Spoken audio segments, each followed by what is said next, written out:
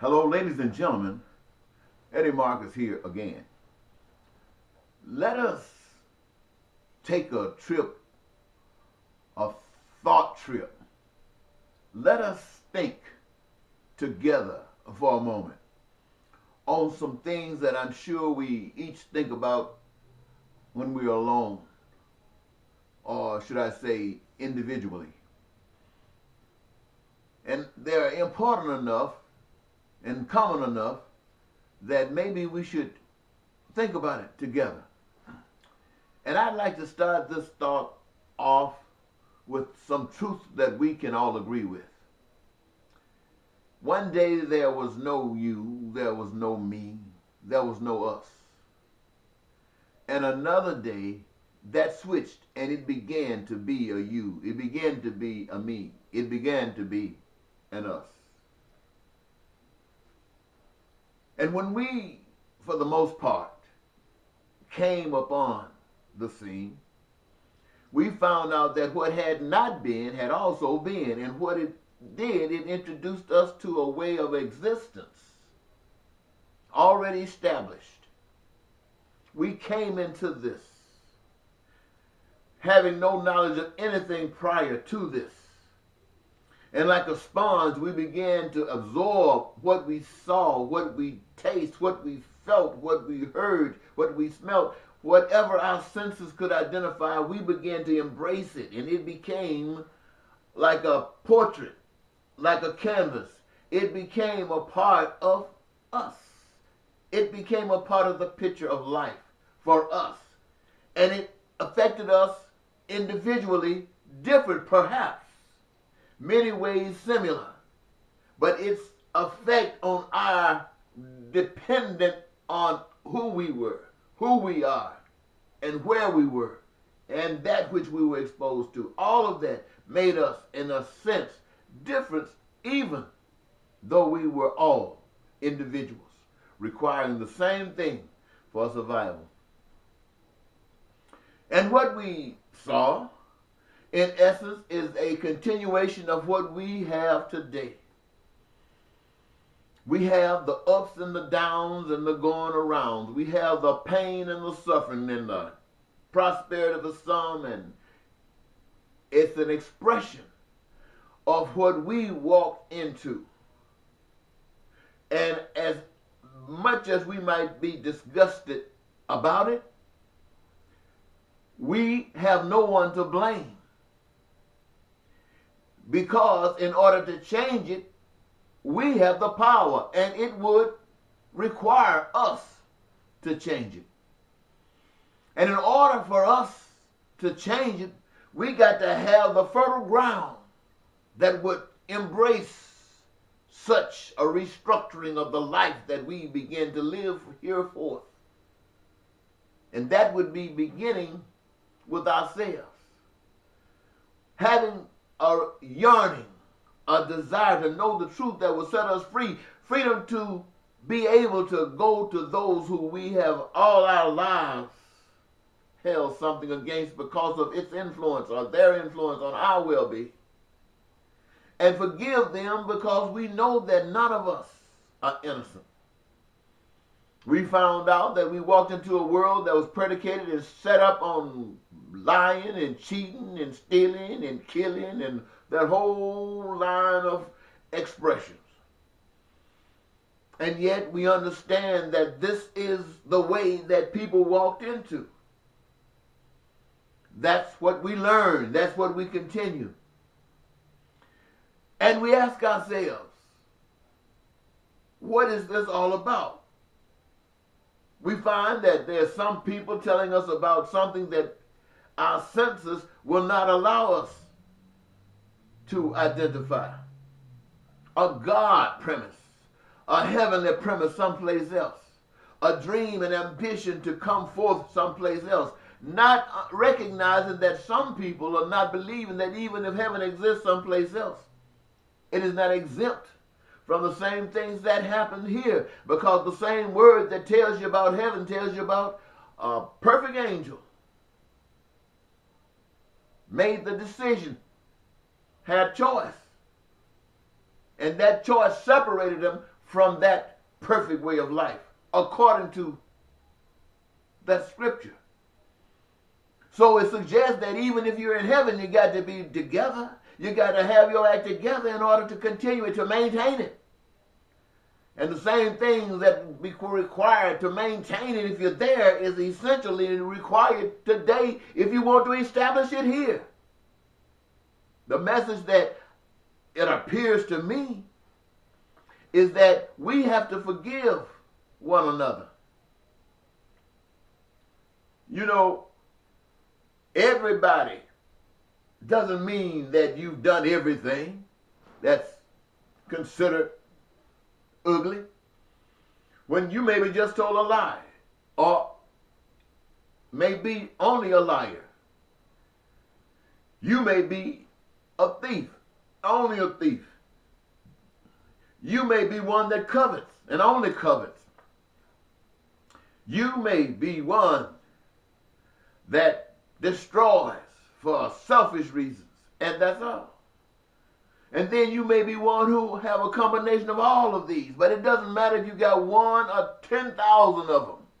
You're still in the same bucket of corruption.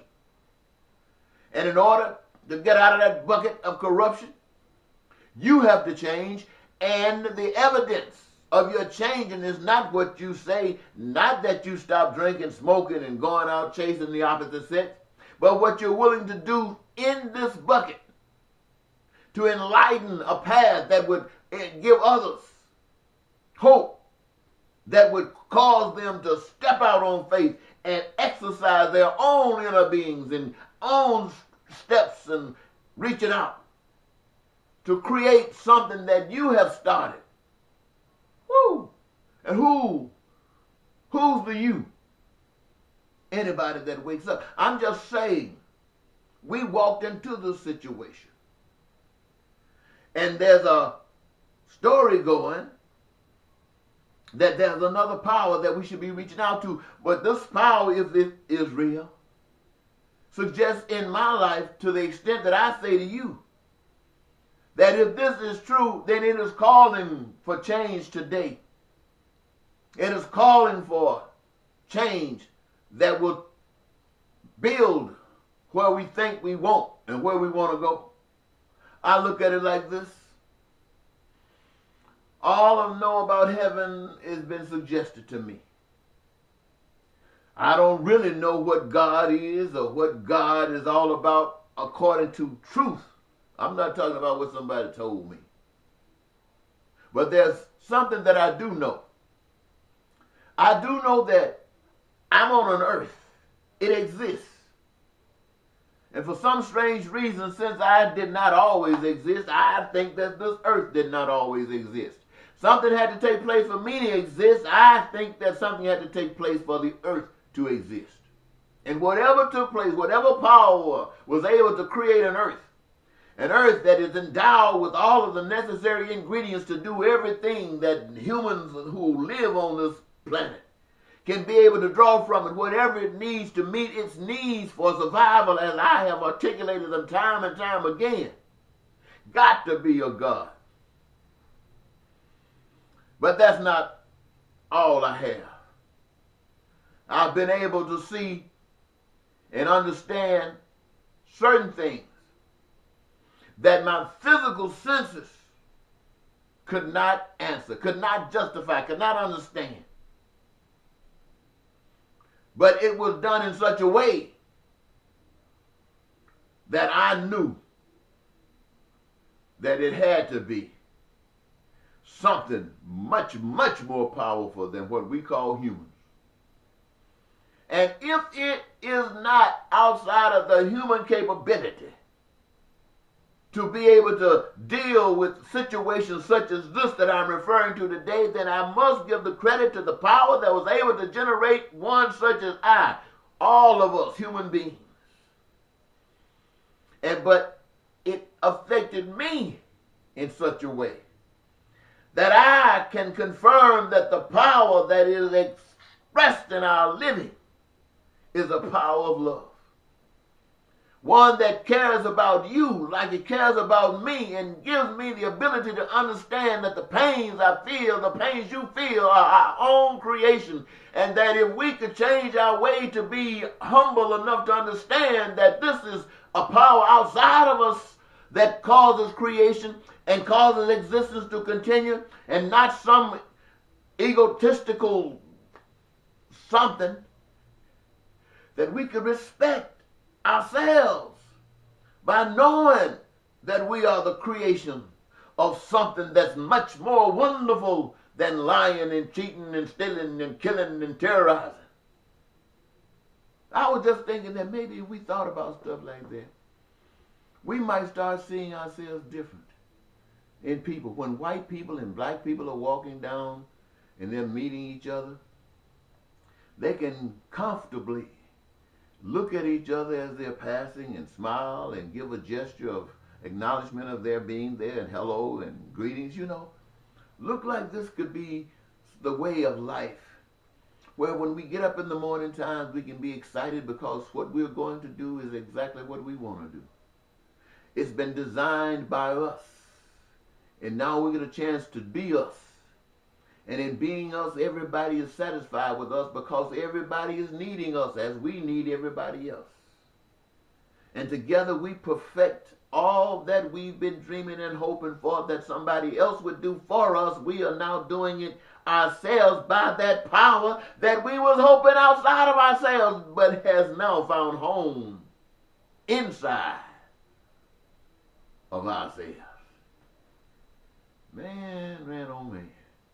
When I think about how simple life could be, when I think about guys whose cars break down and they don't really have any mechanical talents, but because of their economic situations, they can't take the car to the dealers, to the pros, they have to go get a book. Now they have to go on the internet. How do you fix this? What bolt? What size screw? What pressure do you use to tighten it? Where do I find it? All of these things becoming mechanics, becoming electricians, things that were designed outside of our lives. We are supposed to be what we were created to be. And where we need others to do something that we were not created to do, they were created to do it. This is their role in life, to meet the needs of we the people as far as establishing the best possible dream that humans can do. And to let nothing keep us from that. Not any government, whether Republican or Democrat, whether democracy, communism, socialism, capitalism, or any isms. We are supposed, as individual people who are standing up for truth, the truth that we know, the truth that we're willing to give our lives, not to take a life, but to give our lives because we know it's true. And you don't, if you would take our lives. And in taking our lives is our way of showing you that you don't have the power to stop what we are about. Because in taking our lives, you now, you might not know it, have been affected. But more so than you are those who are watching. And they're seeing the difference in love and hate. And as soon as they get enough of it, they'll grow up and represent what they love. Now, I want to thank you so very much for just listening to me. And I know as you've heard me, your mind has been ripping through there, you know, getting as much out of it as you possibly can. Hope you got a chance to see me and didn't cut myself off. So sometimes when I get to talking, oh, my camera about to fall. Let me end this right now, and I want to thank you again, Eddie Marcus, spokesman and advocate for basic human rights for all people, saying bye-bye.